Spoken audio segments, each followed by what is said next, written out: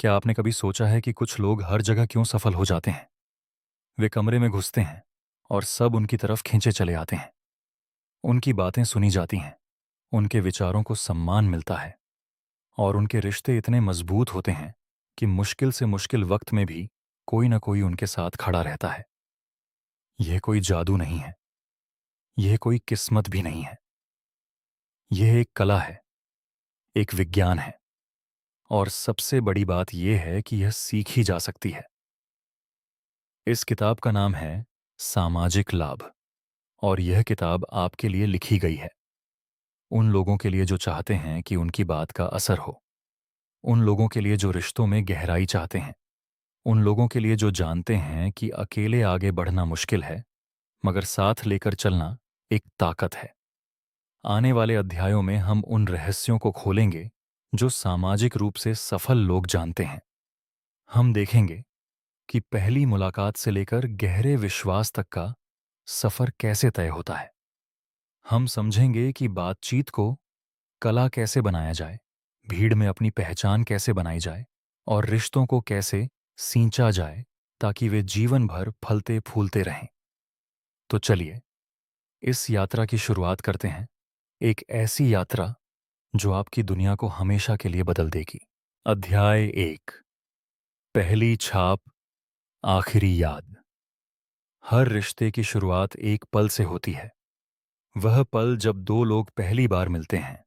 वैज्ञानिकों ने शोध करके यह साबित किया है कि हमारा दिमाग किसी नए इंसान के बारे में पहले 7 सेकंड में ही एक राय बना लेता है। 7 सेकंड। इतने कम वक्त में हम ये तय कर लेते हैं कि यह इंसान भरोसेमंद है या नहीं, दिलचस्प है या नहीं, और हम इससे दोबारा मिलना चाहेंगे या नहीं। यह सुनकर शायद थोड़ा डर लगे, लेकिन जब आप यह समझ जाएं कि पहली छाप कैसे बनती है, तो यही डर आपकी सबसे बड़ी ताकत बन जाता है। पहली छाप 3 चीजों से बनती है। पहली है आपकी शारीरिक भाषा, दूसरी है आपकी आवाज का लहजा और तीसरी है आपके शब्द। दिलचस्प बात यह है कि इन तीनों में सबसे कम असर शब्दों का होता है। यानी आप क्या कहते हैं, ये उतना मायने नहीं रखता जितना यह कि आप कैसे कहते हैं और कहते वक्त आपका शरीर क्या कर रहा है।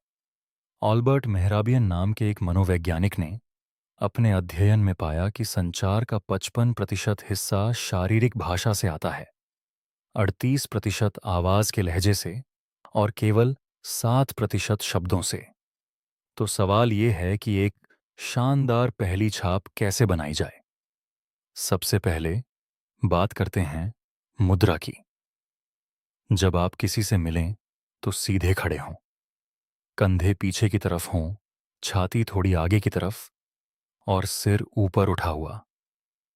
यह मुद्रा आत्मविश्वास की निशानी है।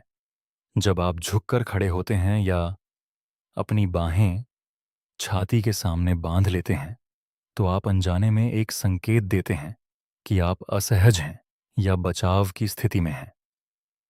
दूसरा व्यक्ति यह संकेत भले ही सचेत रूप से न पढ़े, लेकिन उसका अवचेतन मन इसे जरूर पकड़ लेता है।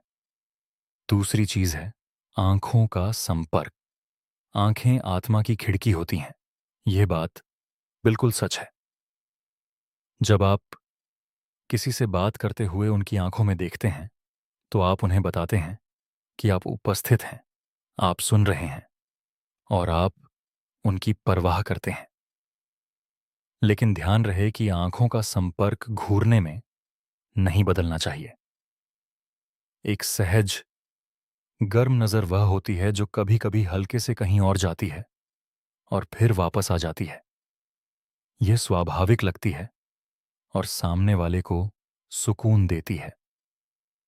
तीसरी चीज है मुस्कान।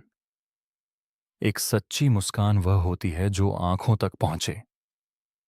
जब आप केवल होंठों से मुस्कुराते हैं और आंखें ठंडी रहती हैं, तो लोग अनजाने में ये महसूस करते हैं कि कुछ अस्वाभाविक है।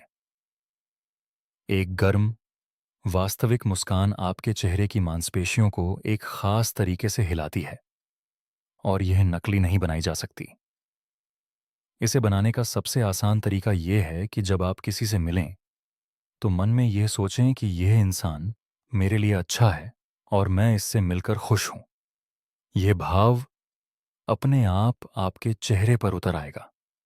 चौथी चीज है हाथ मिलाना। एक मजबूत लेकिन दबाव न देने वाला हाथ मिलाना आत्मविश्वास और सम्मान दोनों को दर्शाता है। बहुत ढीला हाथ मिलाना उदासीनता का संकेत देता है और बहुत जोर से दबाना प्रभुत्व जमाने की कोशिश लगती है। संतुलन ही यहां कुंजी है। अब आते हैं उस बात पर जो अक्सर नजरअंदाज की जाती है, नाम। जब कोई आपको अपना नाम बताए तो उसे तुरंत दोहराएं। कहें, अच्छा, तो आप रमेश जी हैं, बहुत खुशी हुई मिलकर।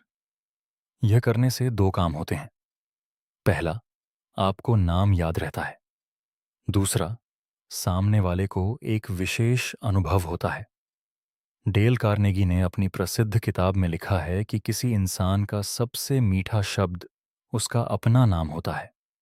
जब आप किसी का नाम लेते हैं तो आप उन्हें बताते हैं कि वे महत्वपूर्ण हैं, वे याद रखे जाने लायक हैं।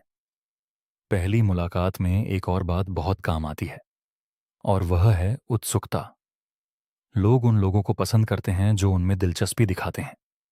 जब आप किसी से मिलें तो अपनी तरफ से बात शुरू करने के बजाय उनसे पूछें, उनका काम, उनका शहर, उनकी रुचियां, कुछ भी। और जब वे बोलें तो सच में सुनें, सिर हिलाएं, बीच बीच में छोटे सवाल पूछें और उनके कहे हुए को अपने जवाब में शामिल करें। यह दर्शाता है कि आप वाकई सुन रहे थे। एक बात और जो पहली मुलाकात को यादगार बनाती है वह है अलविदा कहने का तरीका। जब आप किसी से मिलकर जाते हैं तो जाते जाते उनका नाम लें, उनसे मिलकर खुशी जताएं और यदि संभव हो तो उनसे दोबारा मिलने की इच्छा जाहिर करें। लोग अक्सर याद करते हैं कि एक मुलाकात कैसे खत्म हुई।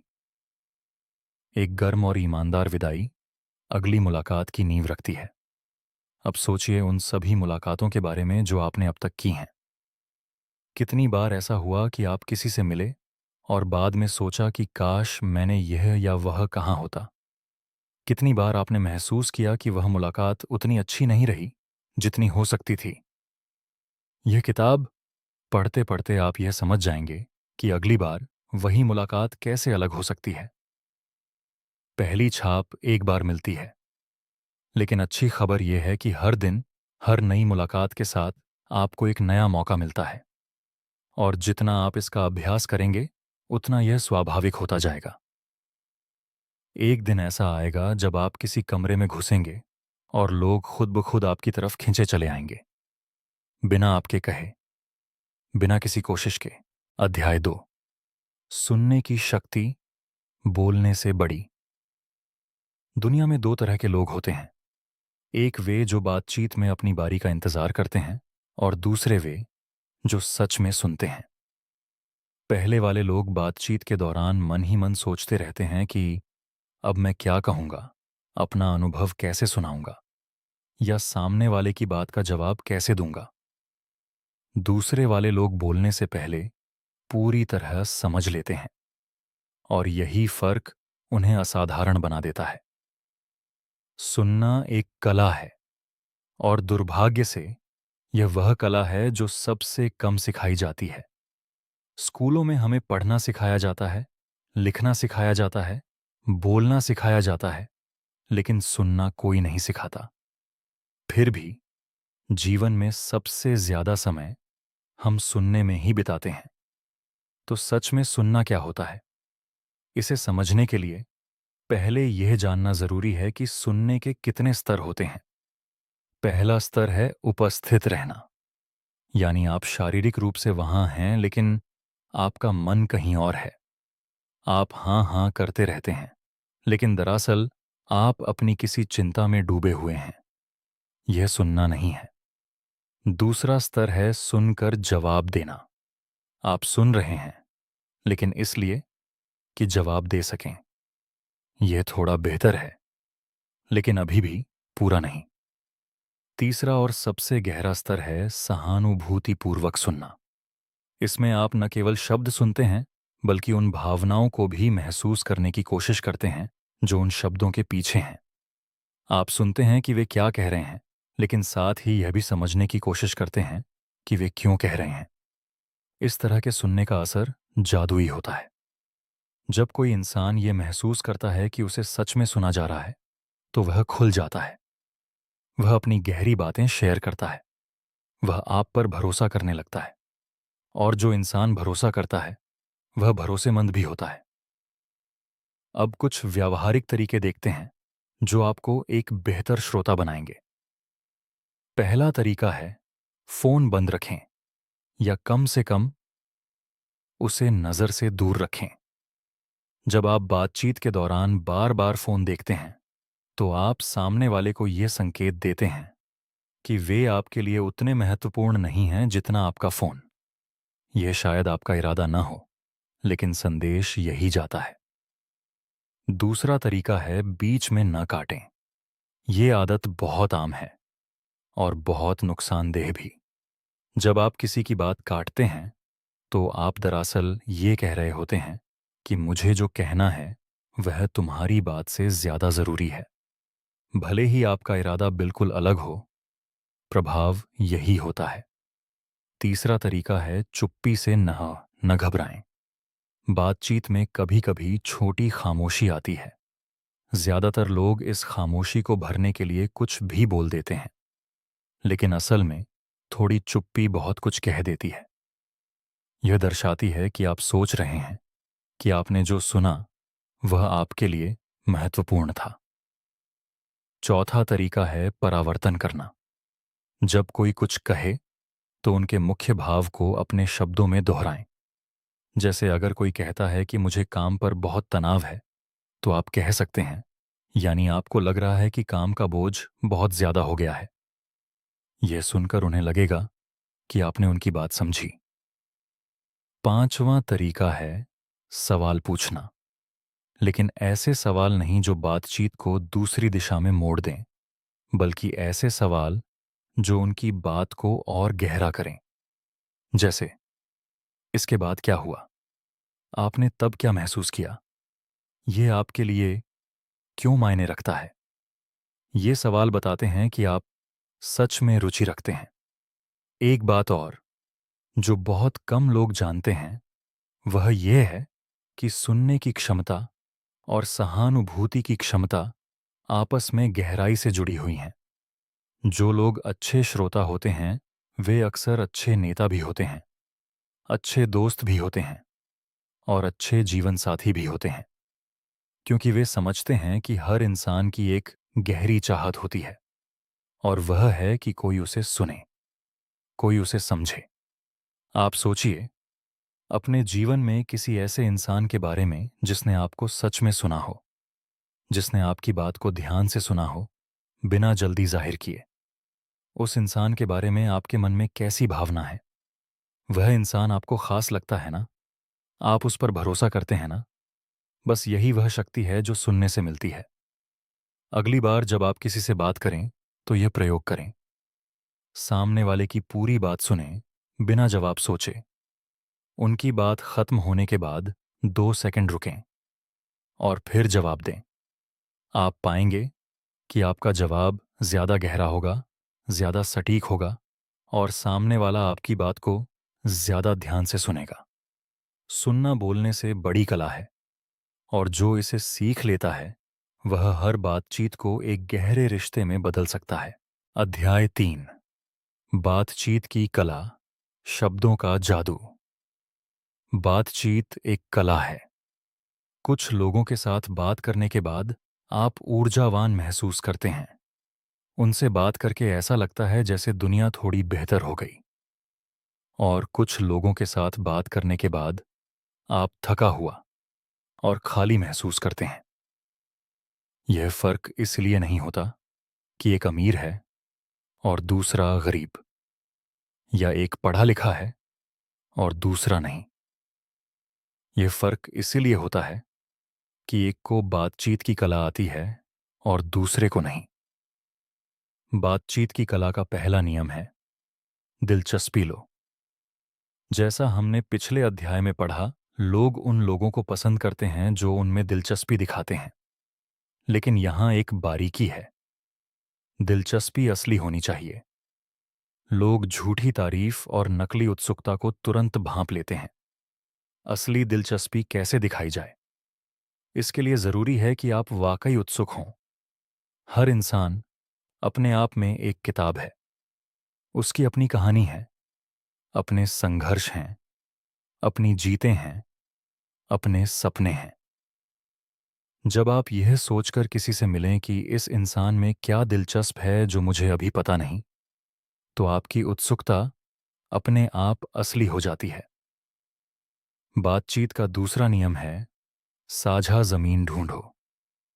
जब आप किसी से पहली बार मिलते हैं तो शुरू में ऐसे विषयों पर बात करें जो दोनों के लिए परिचित हों।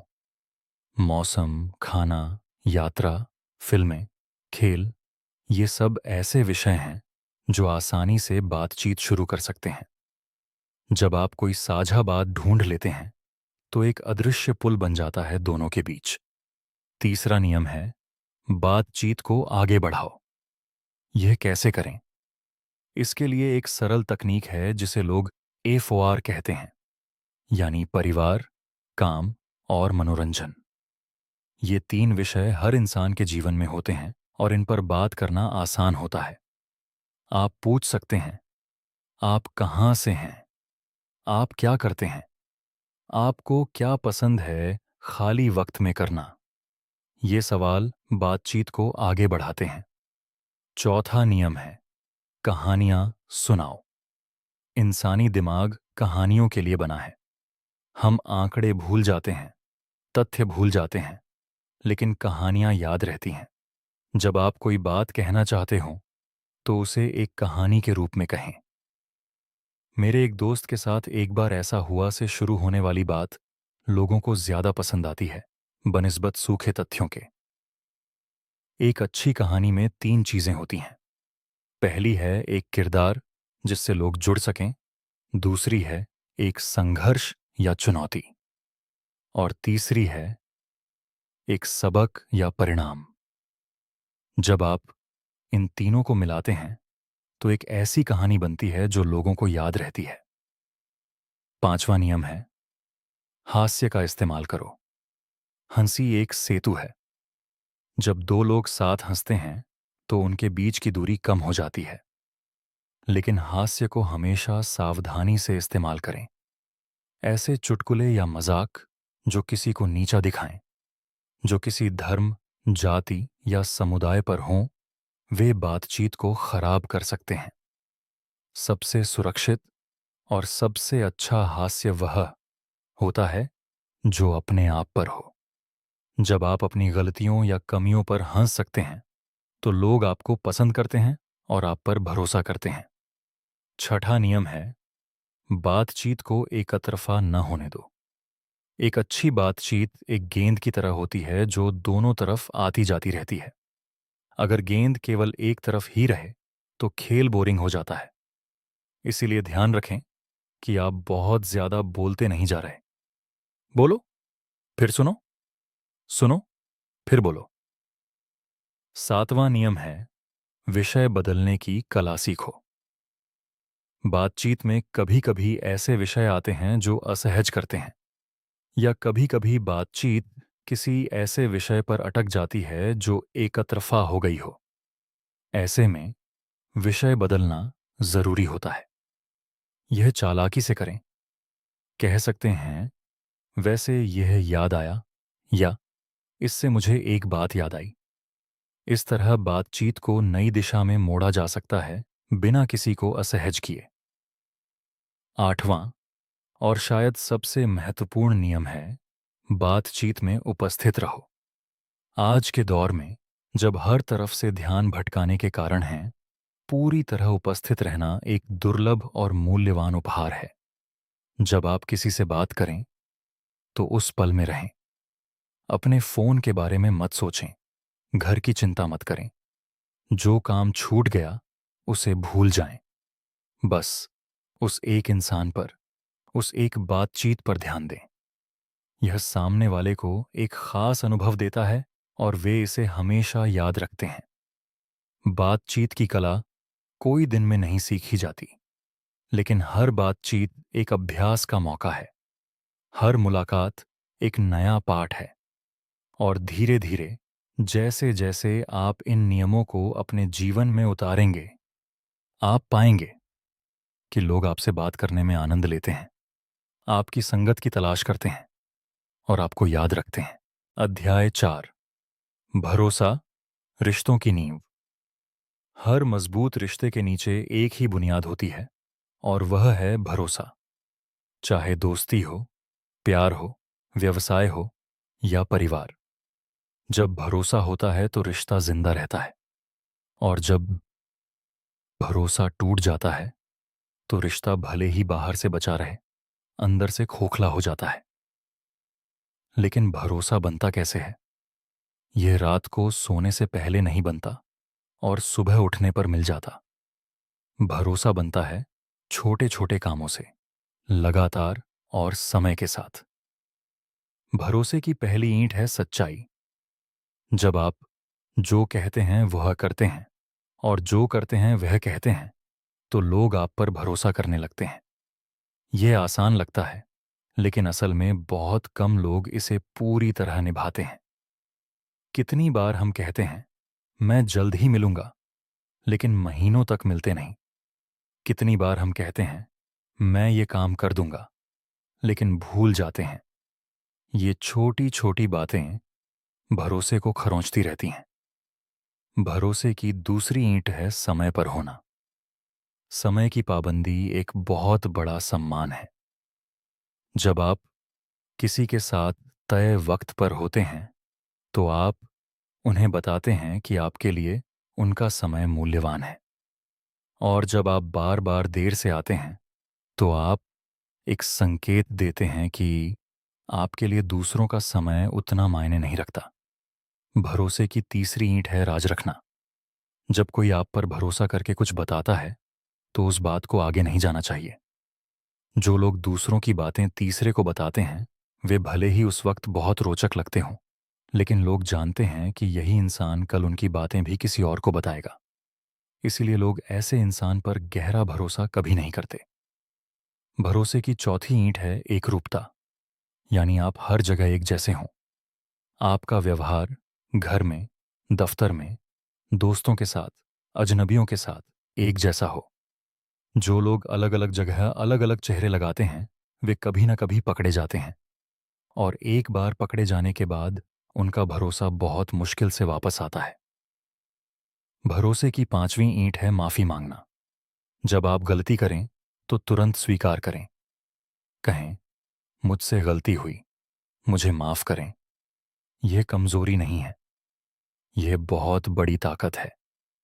जो इंसान अपनी गलती मानता है, उस पर लोग ज्यादा भरोसा करते हैं, कम नहीं, क्योंकि उन्हें पता होता है कि यह इंसान ईमानदार है।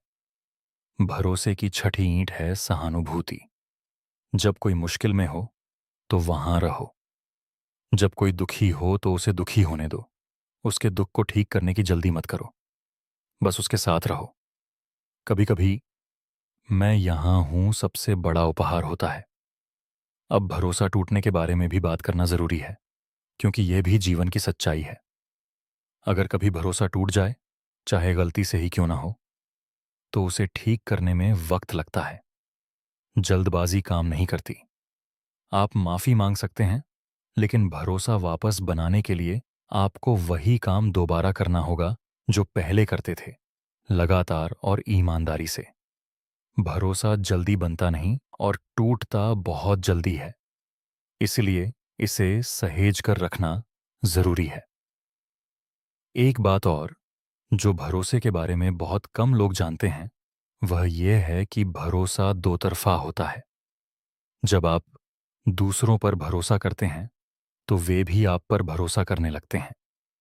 जब आप किसी को एक जिम्मेदारी देते हैं, और कहते हैं कि मुझे तुम पर भरोसा है, तो वह इंसान उस भरोसे को निभाने की पूरी कोशिश करता है। यह इंसानी स्वभाव है। हम उन लोगों को निराश नहीं करना चाहते जो हम पर विश्वास करते हैं। भरोसा रिश्तों की नींव है, और जो इंसान नींव को मजबूत रखता है उसका रिश्तों का महल कभी नहीं गिरता, चाहे तूफान कितना भी तेज हो। अध्याय 5। नेटवर्क, आपकी सबसे बड़ी संपत्ति। एक पुरानी कहावत है, तुम्हारी नेटवर्थ तुम्हारे नेटवर्क जितनी है। यह बात शायद थोड़ी व्यावसायिक लगे, लेकिन इसमें गहरी सच्चाई है। अमेरिका में किए गए एक शोध में पाया गया कि 85% नौकरियां किसी विज्ञापन के जरिए नहीं, बल्कि किसी जानने वाले के जरिए मिलती हैं। अवसर किताबों में नहीं होते, अवसर इंसानों में होते हैं। और आपके जीवन में जितने ज्यादा और मजबूत इंसान होंगे, उतने ज्यादा अवसर होंगे। लेकिन यहां एक गलत फहमी है जिसे दूर करना जरूरी है। नेटवर्किंग का मतलब केवल व्यावसायिक फायदे के लिए लोगों से मिलना नहीं है। वह नेटवर्किंग नहीं है, वह तो उपयोग करना है। असली नेटवर्किंग वह है जिसमें आप लोगों के साथ ऐसे रिश्ते बनाते हैं जो दोनों के लिए मूल्यवान हो। आप पहले देते हैं, बाद में लेते हैं। यह पहले देना वाली बात नेटवर्किंग की सबसे बड़ी कुंजी है। अगर आप हर बार किसी से मिलने पर यह सोचें कि इससे मुझे क्या मिलेगा, तो लोग आपसे दूर भागेंगे। लेकिन अगर आप हर बार यह सोचें कि मैं इस इंसान की कैसे मदद कर सकता हूं, तो लोग आपके पास खींचे चले आएंगे। मदद कई तरह की हो सकती है। किसी को किसी से मिलवाना, किसी के काम आने वाली जानकारी शेयर करना, किसी के काम की तारीफ करना, किसी के लिए एक अच्छा शब्द कहना। ये छोटी छोटी चीजें हैं, लेकिन इनका प्रभाव बहुत गहरा होता है। नेटवर्क बनाने के लिए आपको बड़े कार्यक्रमों में जाने की जरूरत नहीं है। असल नेटवर्किंग रोजमर्रा की जिंदगी में होती है। जो इंसान आपके साथ काम करता है, जो आपके पड़ोस में रहता है, जो आपके बच्चे के दोस्त के माता पिता हैं, जो आपके जिम में आता है, ये सब आपके संभावित नेटवर्क का हिस्सा हैं। आपको बस उनके साथ वास्तविक रिश्ता बनाना है। अपने नेटवर्क को जीवित रखना भी उतना ही जरूरी है जितना उसे बनाना। इसके लिए समय समय पर लोगों से संपर्क करते रहें। एक छोटा सा संदेश, एक फोन कॉल, एक जन्मदिन की बधाई, ये सब रिश्ते को ताज़ा रखते हैं। जब आप किसी से केवल जरूरत पड़ने पर ही बात करते हैं, तो वह रिश्ता एकतरफा हो जाता है। एक और महत्वपूर्ण बात यह है कि अपने नेटवर्क में विविधता रखें। ऐसे लोग जो आपसे अलग काम करते हों, अलग उम्र के हों, अलग पृष्ठभूमि के हों। एक ही तरह के लोगों का नेटवर्क आपको एक ही तरह की जानकारी देता है। लेकिन जब आपके नेटवर्क में विविधता होती है, तो आपको अलग अलग दृष्टिकोण मिलते हैं, अलग अलग अवसर मिलते हैं। नेटवर्क की देखभाल करना एक बगीचे की देखभाल करने जैसा है। आप एक बार पौधा लगाकर भूल नहीं सकते। उसे पानी देना होता है, खाद देनी होती है, कभी कभी छांटना भी पड़ता है। लेकिन जब वह पौधा पेड़ बन जाता है, तो उसकी छांव में आप और आपके प्रियजन बैठ सकते हैं। नेटवर्क वह संपत्ति है जो न चोर चुरा सकता है, न आग जला सकती है, न बाढ़ बहा सकती है। ये आपके अंदर है, आपके रिश्तों में है, और ये हमेशा आपके काम आएगी। अध्याय 6। सामाजिक बुद्धिमत्ता, भावनाओं को पढ़ने की कला। एक बहुत ही होशियार इंसान था जो हर परीक्षा में पहला आता था। उसका बौद्धिक स्तर बहुत ऊंचा था, लेकिन जब वह काम की जगह पर गया, तो वह हर बार संघर्ष करता रहा। लोग उसकी बातों से सहमत नहीं होते थे। उसकी टीम उसके साथ काम नहीं करना चाहती थी, और धीरे धीरे वह अकेला होता गया। इसके उलट एक और इंसान था जो परीक्षाओं में औसत था, लेकिन वह हर किसी के साथ घुल मिल जाता था। वह लोगों की भावनाओं को समझता था। वह जानता था कि कब बोलना है और कब चुप रहना है, और वह धीरे धीरे अपनी दुनिया में बहुत सफल हो गया। इस फर्क का नाम है सामाजिक बुद्धिमत्ता। इसे भावनात्मक बुद्धिमत्ता भी कहते हैं। यह वह क्षमता है जो आपको अपनी भावनाओं को समझने और दूसरों की भावनाओं को पढ़ने में मदद करती है। सामाजिक बुद्धिमत्ता के 4 मुख्य तत्व होते हैं। पहला है आत्म जागरूकता, यानी यह जानना कि आप किस अवस्था में हैं। क्या आप थके हुए हैं? क्या आप चिड़चिड़े हैं? क्या आप उत्साहित हैं? जब आप अपनी भावनात्मक अवस्था को जानते हैं तो आप उसे बेहतर तरीके से संभाल सकते हैं। दूसरा तत्व है आत्मनियंत्रण, यानी यह क्षमता कि जब आप गुस्से में हों तो गुस्से को आप पर हावी न होने दें। जब आप डरे हुए हों तो डर को अपनी बात न कहने दें। यह यंत्र की तरह ठंडे रहने की बात नहीं है। यह बात है कि आप अपनी भावनाओं के साथ काम करें, उनके विरुद्ध नहीं। तीसरा तत्व है सामाजिक जागरूकता, यानी यह समझना कि कमरे में क्या हो रहा है, कौन खुश है, कौन उदास है, कौन असहज है, कौन कुछ कहना चाहता है लेकिन कह नहीं पा रहा। यह जानकारी आपको सही वक्त पर सही बात कहने में मदद करती है। चौथा तत्व है रिश्ते प्रबंधन, यानी इस समझ का उपयोग करके बेहतर रिश्ते बनाना। जब आप जानते हैं कि सामने वाला किस मनोस्थिति में है तो आप अपनी बात उस तरह कह सकते हैं जो उन्हें सबसे अच्छे से समझ आए। भावनाओं को पढ़ने के लिए कुछ संकेतों पर ध्यान देना जरूरी है। चेहरे के भाव, शरीर की भाषा, आवाज का लहजा और शब्दों का चुनाव, ये सब मिलकर बताते हैं कि इंसान के अंदर क्या चल रहा है। जब किसी की बाहें छाती के सामने बंधी हों, वे पीछे की तरफ झुक रहे हों और उनकी आवाज में कोई उत्साह न हो, तो भले ही वे कह रहे हों कि सब ठीक है, आप जान सकते हैं कि कुछ ठीक नहीं है। भावनात्मक बुद्धिमत्ता को बढ़ाने के लिए सबसे पहला काम है अपने आप को जानना। रोज रात सोने से पहले एक पल के लिए रुकें और सोचें कि आज आपने कैसा महसूस किया, क्यों महसूस किया, किस बात ने आपको खुश किया, किस बात ने उदास। धीरे धीरे यह आदत आपको अपनी भावनात्मक दुनिया को बेहतर समझने में मदद करेगी। दूसरा काम है लोगों को ध्यान से देखना। जब आप किसी से बात करें तो न केवल उनके शब्द सुनें, बल्कि उनके चेहरे को भी देखें, उनके हाथों को देखें, उनके बैठने के तरीके को देखें। यह अभ्यास आपको एक कुशल भावना पाठक बनाएगा। तीसरा काम है सहानुभूति का अभ्यास। जब कोई कुछ कहे तो उससे पहले यह सोचें कि यदि मैं उनकी जगह होता तो कैसा महसूस करता। यह एक सरल लेकिन शक्तिशाली अभ्यास है जो आपकी सहानुभूति की क्षमता को बढ़ाता है। सामाजिक बुद्धिमत्ता उस चाबी की तरह है जो हर ताले को खोल सकती है। जो इंसान इसे सीख लेता है वह न केवल बेहतर रिश्ते बनाता है, बल्कि बेहतर नेता बनता है, बेहतर माता पिता बनता है और बेहतर इंसान बनता है। अध्याय 7, टकराव को अवसर में बदलो। जहां इंसान है वहां टकराव होगा। यह जीवन का एक अटल नियम है। दो इंसान जब साथ रहते हैं तो कभी न कभी उनके बीच मतभेद होगा। दो विचार जब मिलते हैं तो कभी न कभी टकराव होगा, और यह बुरा नहीं है। असल में अगर सही तरीके से संभाला जाए तो टकराव एक बहुत बड़ा अवसर होता है। टकराव के बारे में सबसे पहली और सबसे महत्वपूर्ण बात यह है, व्यक्ति और समस्या को अलग रखो। जब आप किसी से असहमत हों तो याद रखें कि आप उस इंसान के विरुद्ध नहीं हैं, आप उस समस्या के विरुद्ध हैं।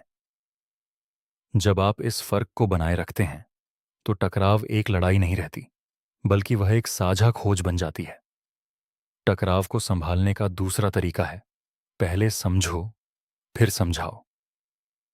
जब आप किसी से असहमत हों तो पहले यह जानने की कोशिश करें कि वे ऐसा क्यों सोचते हैं। उनके नजरिए को पूरी तरह समझने की कोशिश करें, और जब आप उनकी बात पूरी तरह समझ लें तब अपनी बात कहें। यह तरीका न केवल टकराव को कम करता है, बल्कि अक्सर एक ऐसा हल निकालता है जो दोनों के लिए बेहतर होता है। तीसरा तरीका है मैं। भाषा का इस्तेमाल करो। जब आप किसी को कुछ कहना चाहते हो तो तुम की जगह मैं से शुरू करें। जैसे तुमने मुझे चोट पहुंचाई की जगह जब यह हुआ तो मुझे बहुत दुख हुआ। पहली बात एक आरोप है, दूसरी बात एक भावना है। आरोप से लोग बचाव में आ जाते हैं, लेकिन भावना से वे जुड़ते हैं। चौथा तरीका है समय और जगह का ध्यान रखो। हर बात हर जगह नहीं कही जा सकती। अगर आपको किसी से कोई गंभीर बात करनी है तो उसके लिए एक उचित वक्त और जगह चुनें। भीड़ में, सार्वजनिक स्थान पर, या तब जब दूसरा व्यक्ति थका हुआ या तनाव में हो, तब गंभीर बातचीत नहीं करनी चाहिए। पांचवां तरीका है हल पर ध्यान दो, न कि गलती पर। जब टकराव होता है तो हम अक्सर यह साबित करने में लग जाते हैं कि गलती किसकी थी। लेकिन यह जानकर भी क्या होगा, अतीत बदला नहीं जा सकता। इसलिए अपनी ऊर्जा इस सवाल पर लगाएं कि अब आगे क्या किया जाए। यह आगे देखने वाला नजरिया टकराव को जल्दी और बेहतर तरीके से हल करता है। टकराव से बचना भी कोई समाधान नहीं है। जो लोग हर टकराव से बचते हैं वे दरअसल समस्याओं को जमा करते रहते हैं, और एक दिन यह जमा हुई समस्याएं एक विस्फोट के रूप में बाहर आती हैं। इसलिए छोटे छोटे टकरावों को समय पर हल करना बड़े टकरावों को रोकता है। अंत में यह याद रखें कि जो इंसान टकराव को अच्छे से संभाल सकता है वह इंसान हर रिश्ते में, हर परिस्थिति में एक मूल्यवान इंसान बन जाता है। क्योंकि मुश्किल के वक्त में जो शांत और समझदार रहता है उसकी कद्र सबसे ज्यादा होती है। अध्याय 8, प्रभाव और अनुनय। बिना दबाव के मनवाओ। प्रभाव और दबाव में बहुत फर्क है। दबाव से लोग अस्थायी रूप से मान सकते हैं, लेकिन वे मन से नहीं मानते। प्रभाव से लोग दिल से मानते हैं, और यही स्थायी बदलाव लाता है। दुनिया के सबसे सफल नेता, उद्यमी और परिवर्तक वे लोग हैं जिन्होंने प्रभाव की कला सीखी, न कि दबाव की। प्रभाव का पहला नियम है आपसी लाभ को दिखाओ। जब आप कोई बात मनवाना चाहते हो तो यह न बताएं कि इससे आपको क्या फायदा होगा, बताएं कि इससे सामने वाले को क्या फायदा होगा। लोग वह करते हैं जो उनके लिए अच्छा हो, और यह पूरी तरह स्वाभाविक है।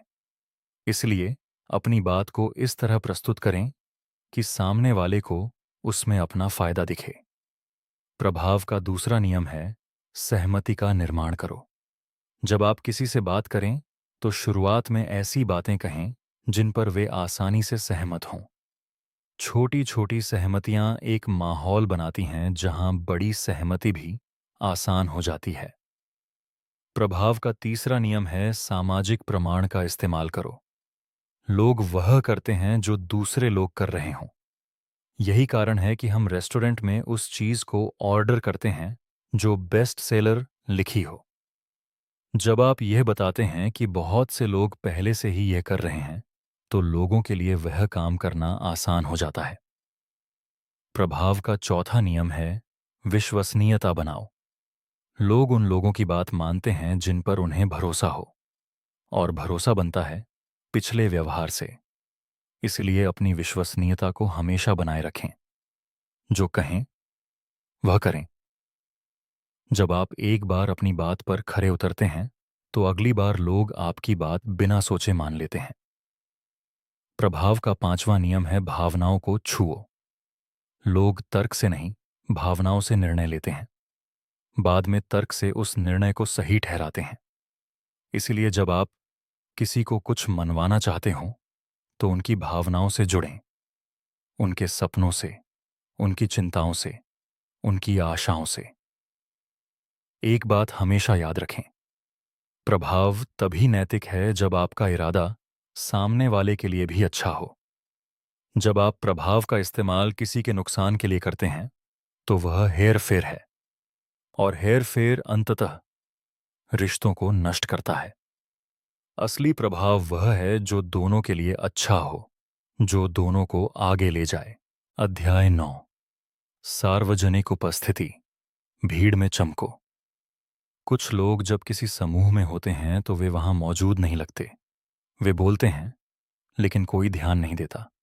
वे विचार रखते हैं लेकिन उन्हें नज़रअंदाज किया जाता है। और कुछ लोग ऐसे होते हैं कि जब वे किसी कमरे में घुसते हैं तो माहौल ही बदल जाता है।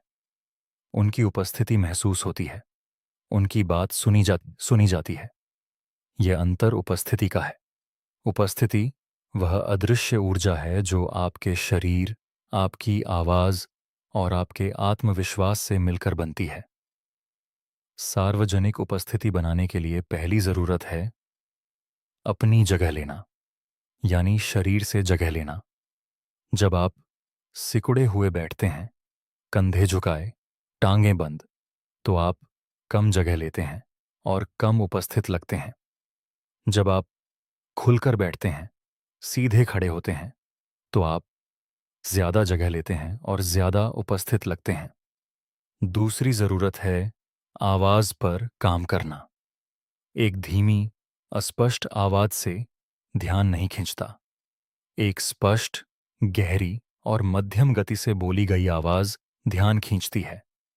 अपनी आवाज को ऊंचा नहीं करना है, बल्कि उसे स्पष्ट और आत्मविश्वास से भरा बनाना है। और बीच बीच में एक पल के लिए रुकना भी बहुत प्रभावशाली होता है। चुप्पी शब्दों से ज्यादा जोरदार होती है। तीसरी जरूरत है धीरे धीरे चलना और काम करना। जो लोग जल्दबाजी में चलते हैं, जल्दी जल्दी बोलते हैं, वे अक्सर नर्वस लगते हैं। जो लोग धीरे और उद्देश्य से चलते हैं, वे आत्मविश्वासी लगते हैं। चौथी जरूरत है नाम जानना और लेना। जब आप किसी समूह में हों तो वहां मौजूद लोगों के नाम जानने की कोशिश करें और बातचीत में उनके नाम का इस्तेमाल करें।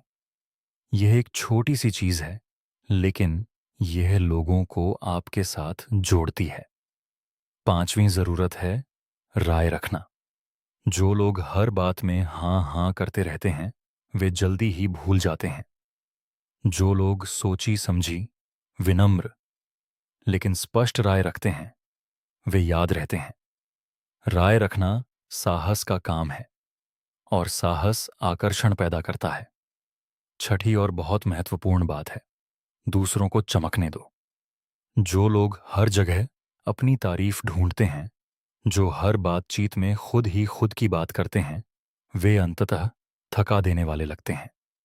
लेकिन जो लोग दूसरों को महत्व देते हैं, उनकी तारीफ करते हैं, उन्हें आगे लाते हैं, वे सबसे ज्यादा पसंद किए जाते हैं। यह विरोधाभास है, लेकिन सच है कि जो दूसरों को चमकाता है वह खुद सबसे सबसे ज्यादा चमकता है। सार्वजनिक उपस्थिति कोई दिखावा नहीं है, यह आपके अंदर की ताकत का बाहरी प्रकटीकरण है। और यह ताकत तब आती है जब आप खुद को जानते हैं, खुद पर भरोसा करते हैं और दूसरों की परवाह करते हैं। अध्याय 10। डिजिटल दुनिया में सामाजिक लाभ। आज की दुनिया में सामाजिक रिश्ते केवल आमने सामने नहीं बनते। Social media, email, messaging app, video call, ये सब हमारी सामाजिक दुनिया का अहम हिस्सा बन गए हैं। और इस डिजिटल दुनिया में भी वही नियम लागू होते हैं जो असल दुनिया में लागू होते हैं, लेकिन थोड़े अलग तरीके से। डिजिटल दुनिया में पहली और सबसे बड़ी चुनौती है असलियत बनाए रखना। सोशल मीडिया पर हर कोई अपनी सबसे अच्छी तस्वीर दिखाता है, हर कोई अपनी सफलताएं दिखाता है, संघर्ष नहीं। यह स्वाभाविक है, लेकिन इसके कारण रिश्ते सतही रह जाते हैं। जो लोग डिजिटल दुनिया में भी असली रहते हैं, जो अपनी कमियां भी शेयर करते हैं, जो अपनी असफलताओं से भी सीख बताते हैं, वे लोगों के दिलों से जुड़ते हैं। दूसरी बात है ध्यान से जवाब देना। डिजिटल संचार में जहां भाव नहीं दिखते, गलतफहमी बहुत आसानी से होती है। इसीलिए जो लिखें उसे एक बार पढ़ें इस नज़रिए से कि सामने वाला इसे कैसे पढ़ेगा। और जब कोई आपको लिखे तो उसके संदेश को पूरा पढ़ें, समझें और फिर जवाब दें। तीसरी बात है समय पर जवाब देना। जब कोई आपको संदेश भेजता है और आप बहुत देर बाद जवाब देते हैं, तो यह उदासीनता का संकेत दे सकता है। बिल्कुल हर संदेश का तुरंत जवाब देना जरूरी नहीं है, लेकिन एक उचित समय के भीतर जवाब देना सम्मान का संकेत है। चौथी बात है डिजिटल दुनिया में भी पहले देना। अपने नेटवर्क के लोगों की अच्छी बातें शेयर करें, उनके काम की तारीफ करें, उनके पोस्ट पर सोचे समझे टिप्पणियां दें, न कि केवल बढ़िया या अच्छा। एक सार्थक टिप्पणी एक छोटी हाँ की मुहर से बहुत ज्यादा मूल्यवान होती है।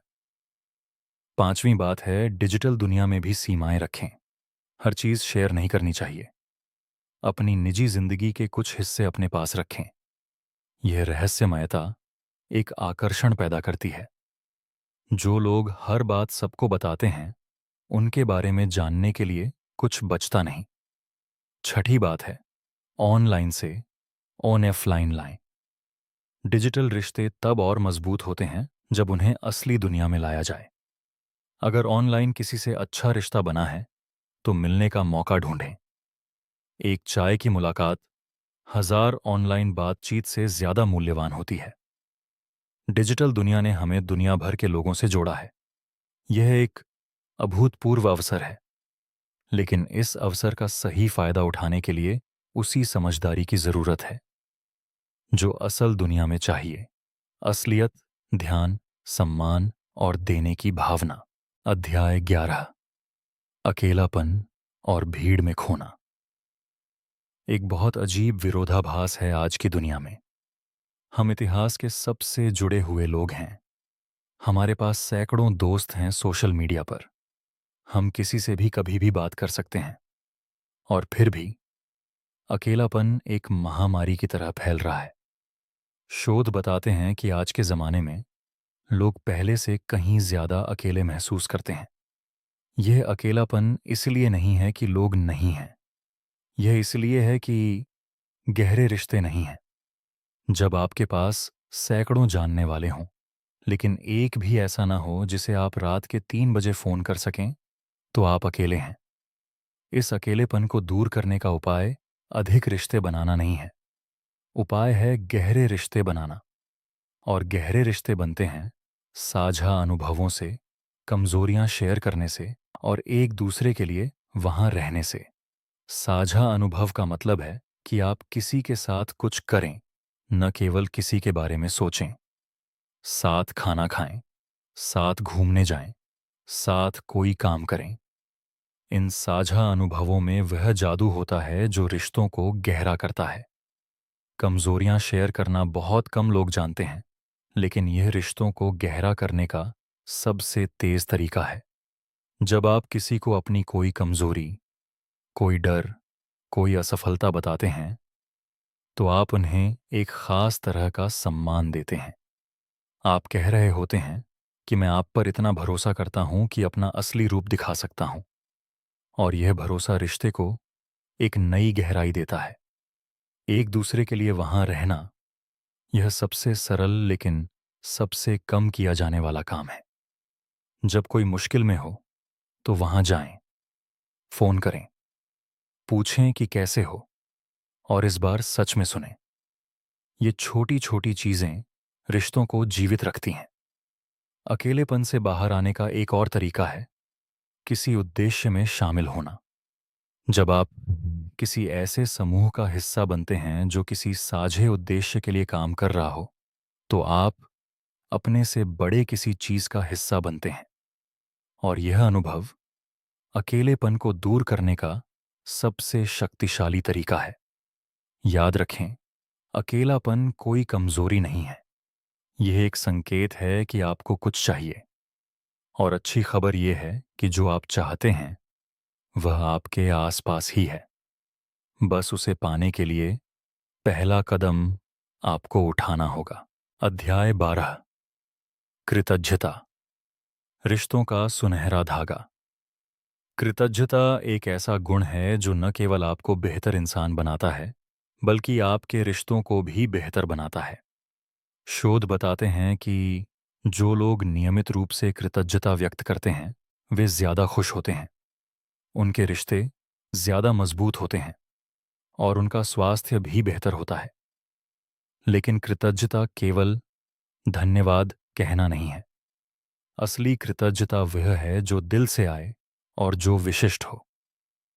जब आप किसी को धन्यवाद दें, तो बताएं कि किस बात के लिए और यह आपके लिए क्यों मायने रखता है। जैसे, धन्यवाद कहने की जगह कहें, आज जो आपने मेरी मदद की, उससे मेरा बहुत बड़ा काम बना। आपने अपना वक्त निकाला और यह मेरे लिए बहुत मायने रखता है। यह विशिष्ट कृतज्ञता सामने वाले को एक गहरा एहसास देती है। कृतज्ञता को अपनी रोजमर्रा की जिंदगी में शामिल करने के लिए एक सरल अभ्यास है। हर रात सोने से पहले 3 ऐसी बातें सोचें जिनके लिए आप आभारी हैं। ये बातें बड़ी नहीं होनी चाहिए। आज का सूरज, किसी की एक मुस्कान, एक अच्छी चाय, कुछ भी हो सकता है। यह अभ्यास आपके दिमाग को उन चीज़ों पर ध्यान देने का आदी बनाता है जो अच्छी हैं, और यह आपके पूरे नज़रिए को बदल देता है। रिश्तों में कृतज्ञता व्यक्त करने का एक और तरीका है अचानक से याद करना। जब कोई पुराना दोस्त या परिचित याद आए, तो उन्हें एक छोटा संदेश भेजें। लिखें कि आज आपकी याद आई और मन हुआ कि बता दूं। यह छोटी सी बात उस रिश्ते में एक नई जान डाल देती है। कृतज्ञता केवल दूसरों के लिए नहीं होती, खुद के लिए भी कृतज्ञ होना सीखें। अपनी ताकतों के लिए, अपनी यात्रा के लिए, अपनी गलतियों से मिली सीखों के लिए। जो इंसान खुद के प्रति कृतज्ञ होता है, वह दूसरों के प्रति भी सहज रूप से कृतज्ञ हो जाता है। कृतज्ञता वह सुनहरा धागा है जो रिश्तों को एक साथ बांधे रखता है, और जो इसे अपने जीवन में बुनता है, उसकी दुनिया सोने जैसी चमकती है। अध्याय 13। सीमाएं प्यार के साथ। सीमाएं शब्द सुनते ही कुछ लोगों को लगता है कि यह ठंडेपन की बात है, दूरी बनाने की बात है। लेकिन असल में सीमाएं प्यार का ही एक रूप हैं। जब आप अपनी और दूसरों की सीमाओं का सम्मान करते हैं, तो रिश्ते ज्यादा स्वस्थ, ज्यादा ईमानदार और ज्यादा टिकाऊ होते हैं। सीमाएं इसलिए जरूरी हैं क्योंकि हर इंसान के पास सीमित ऊर्जा, समय और भावनात्मक क्षमता होती है। जब आप बिना सीमाओं के जीते हैं, तो आप धीरे धीरे खाली हो जाते हैं। आप हर किसी को खुश करने की कोशिश करते हैं और खुद से दूर होते जाते हैं। और एक दिन आप पाते हैं कि आपके पास देने के लिए कुछ बचा ही नहीं। सीमाएं कैसे बनाई जाएं? पहला कदम है अपनी ज़रूरतों को जानना। आपको क्या चाहिए? आपके लिए क्या महत्वपूर्ण है? आप क्या बर्दाश्त कर सकते हैं और क्या नहीं? इन सवालों के जवाब जानना ज़रूरी है।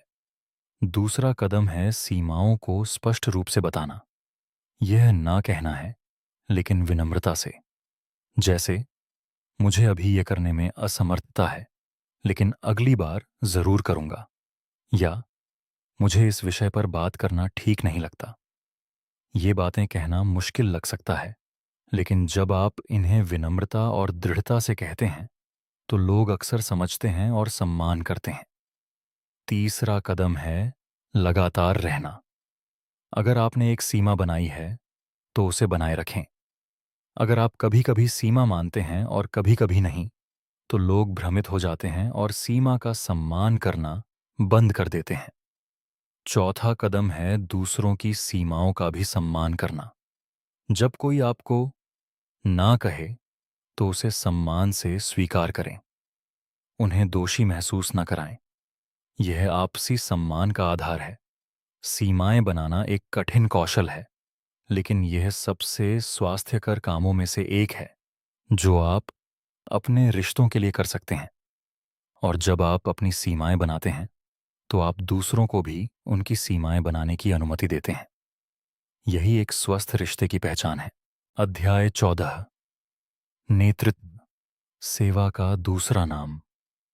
असली नेता वह नहीं है जो सबसे ऊंची कुर्सी पर बैठता है।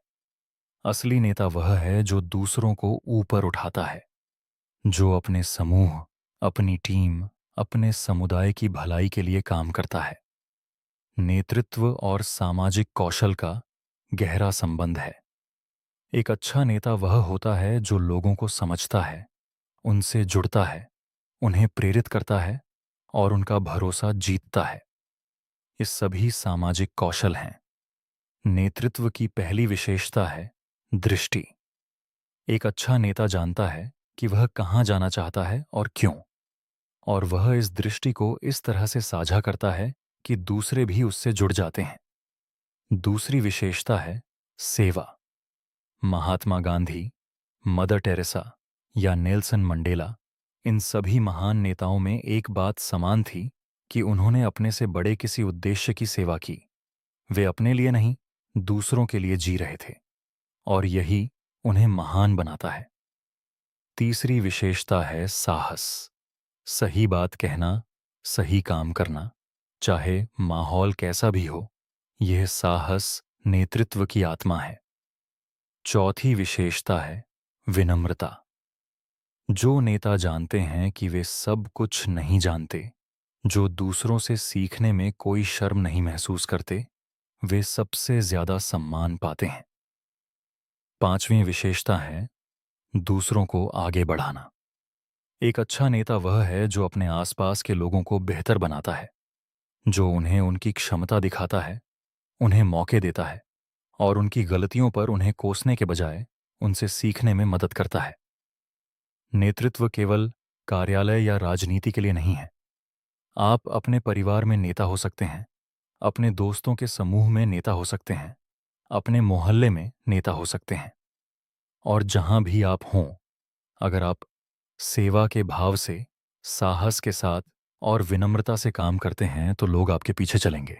6 अध्याय 15 रिश्तों का पोषण हर मौसम में। रिश्ते एक बगीचे की तरह होते हैं।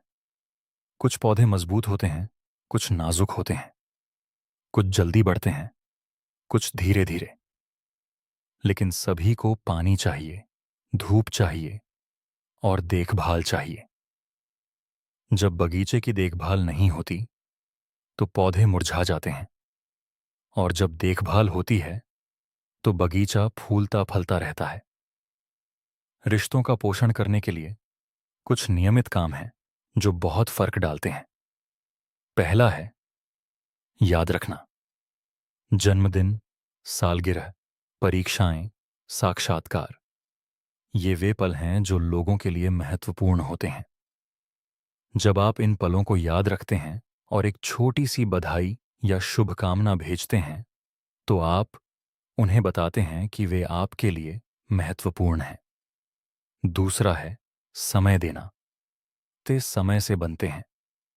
ऑनलाइन बातचीत अपनी जगह है, लेकिन आमने सामने का समय सबसे मूल्यवान है। नियमित रूप से मिलें, चाहे वह कॉफी की एक छोटी मुलाकात ही क्यों ना हो। तीसरा है मदद करना, बिना मांगे। जब आपको पता चले कि कोई मुश्किल में है, तो बिना पूछे मदद का हाथ बढ़ाएं। बताओ, कुछ मदद चाहिए? से भी बेहतर है कि आप खुद जाकर कुछ करें। यह अप्रत्याशित मदद रिश्ते में एक गहरी छाप छोड़ती है। चौथा है जश्न मनाना। सिर्फ मुश्किल में साथ रहना नहीं, खुशी में भी साथ रहो। जब कोई सफल हो तो उसकी तारीफ करो, उसके साथ खुश हो, बिना किसी ईर्ष्या के, बिना किसी लेकिन के। खालिस खुशी, यह रिश्तों को एक खूबसूरत रंग देती है। पांचवां है माफ करना। हर रिश्ते में गलतियां होती हैं। जो लोग माफ करना जानते हैं, वे रिश्तों को लंबे समय तक बनाए रख सकते हैं। माफ करना सामने वाले के लिए भी है, लेकिन सबसे ज्यादा यह आपके अपने लिए है।